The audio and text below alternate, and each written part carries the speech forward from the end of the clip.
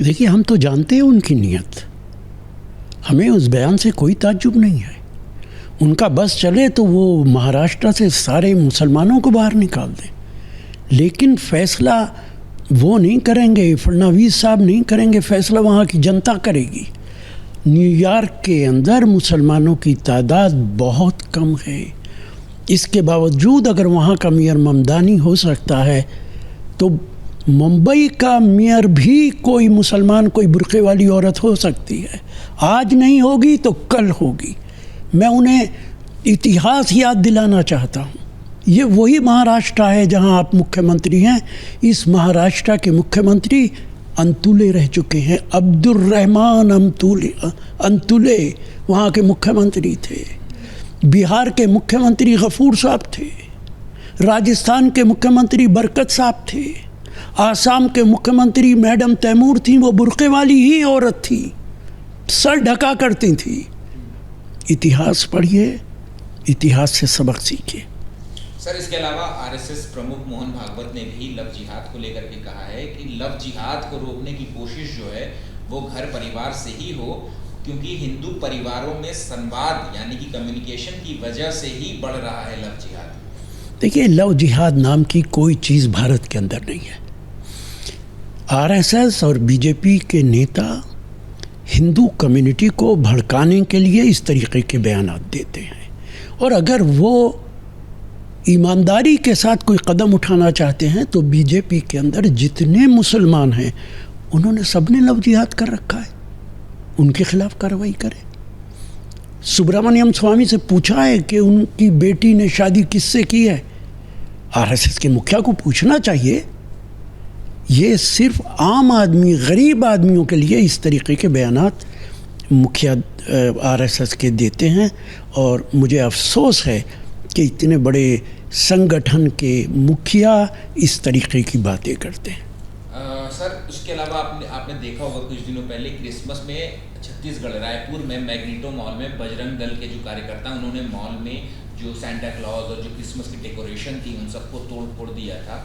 लेकिन इसके बाद इनको जो है वो गिरफ्तार भी किया था। लेकिन आरोपियों को जब जमानत मिल गई तो जमानत मिलने के बाद बजरंग दल ने इनका स्वागत किया हुआ है, फूल मालाओं के साथ इनका स्वागत किया। और इधर ये हो गई रायपुर की बात। वहीं यूपी के फतेहपुर में एक मजाक तोड़ने के आरोपी था नरेंद्र हिंदू जिसका नाम था, उसकी भी जमानत के बाद बजरंग दल ने उसके शान में जुलूस निकाला। जब तक देश के प्रधानमंत्री नरेंद्र मोदी रहेंगे, उत्तर प्रदेश के मुख्यमंत्री योगी आदित्यनाथ रहेंगे, इस तरीके के वाक़यात को रोका नहीं जा सकता है।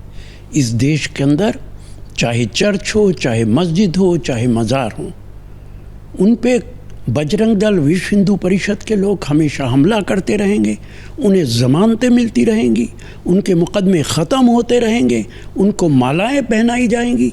और अगर यही वाक़या बांग्लादेश के अंदर होगा तो यही लोग शोर मचाना शुरू कर देंगे। लेकिन अगर भारत के अंदर इस तरीके के वाक़यात होंगे तो उसका रिएक्शन पूरी दुनिया के अंदर होगा। तभी तो अमेरिका के 7 और 8 सेनेटर्स ने चिट्ठी लिखी है, बाकायदा हमारे जुडिशल सिस्टम पे सवाल उठाया है। भारत सरकार के लिए डूब मरने की बात है। देश की सियासत में भी अब अमेरिका और वेनेजुएला की लड़ाई की चर्चा शुरू हो गई है। आपको बता दें कि वेनेजुएला पर हमला करके अमेरिका ने वहां के राष्ट्रपति मादुरो को कैप्चर कर लिया, और ट्रंप ने यह भी कहा है कि मादुरो के ऊपर अमेरिका में ही कानूनी कार्रवाई जो है वो की जाएगी। लेकिन देश में हो रही सियासत पर हमारे साथ बात करने के लिए मौजूद हैं कांग्रेस के वरिष्ठ नेता राशिद अल्वी। सर, अब देश की सियासत में भी अब अमेरिका वेनेजुएला की लड़ाई की चर्चा जो है वो हो रही है, अलग अलग तरीके के बयान सामने आ रहे हैं। आपकी तरफ से सर कैसे देख रहे हैं इस पूरी घटना को? देखिए, इस बयान पे पूरी दुनिया में चर्चा हो रही है, लेकिन भारत खामोश है। भारत का प्रधानमंत्री खामोश है, भारत की सरकार खामोश है। कहीं ऐसा तो नहीं कि नरेंद्र मोदी प्रेसिडेंट ट्रंप से इसीलिए डरते हों कि जो कुछ वेनेजुएला के अंदर हुआ और वहाँ के प्रेसिडेंट के साथ हुआ है, हथकड़ियाँ लगा के, पाँव में जंजीरें डाल के डिटेंशन सेंटर में डाल दिया गया, और ये भी कहा गया अगर ज़रूरत होती तो हम गोली मार देते। और हमारे भारत के लोगों को भी इसी तरह जंजीरों में जकड़ कर भेजा गया था। कहीं प्रधानमंत्री इसीलिए तो नहीं खामोश हैं, कोई रिएक्शन नहीं है। अमेरिका को अगर इस वक्त न रोका गया, चाहे रशिया हो, चाइना हो, हम हो, इंडिया हो, नॉर्थ कोरिया हो, सबको मिलके उसे रोकना पड़ेगा। उसके कत्ल पे मैं भी चुप था, मेरा नंबर अब आया है। मेरे कत्ल पे आप भी चुप हैं, अगला नंबर आपका है। अमेरिका एक एक करके इराक के साथ किया, लीबिया के साथ किया, सीरिया के साथ किया, अब वो वेनेजुएला के साथ कर रहा, जहाँ जहाँ तेल के भंडार हैं।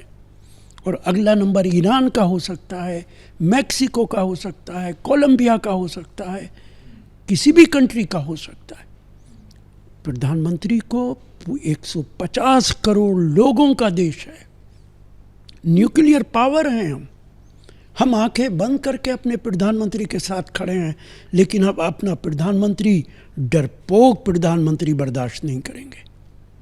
अच्छा, ये हालांकि भारत सरकार की तरफ से, एक्सटर्नल अफेयर्स मिनिस्ट्री की तरफ से ये एडवाइजरी ज़रूर जारी की गई है कि वेनेजुएला की यात्रा ना करें, और जो लोग वेनेजुएला में भारतीय नागरिक हैं वो उनके लिए हेल्पलाइन नंबर जारी किया गया है कि वो वहाँ की इंडियन एम्बेसी के साथ जो है वो टच में रहें और क्लोजली जो है वो सिचुएशन को मॉनिटर कर रहे हैं। ये बयान जो है वो, इस बयान का कोई मतलब नहीं है।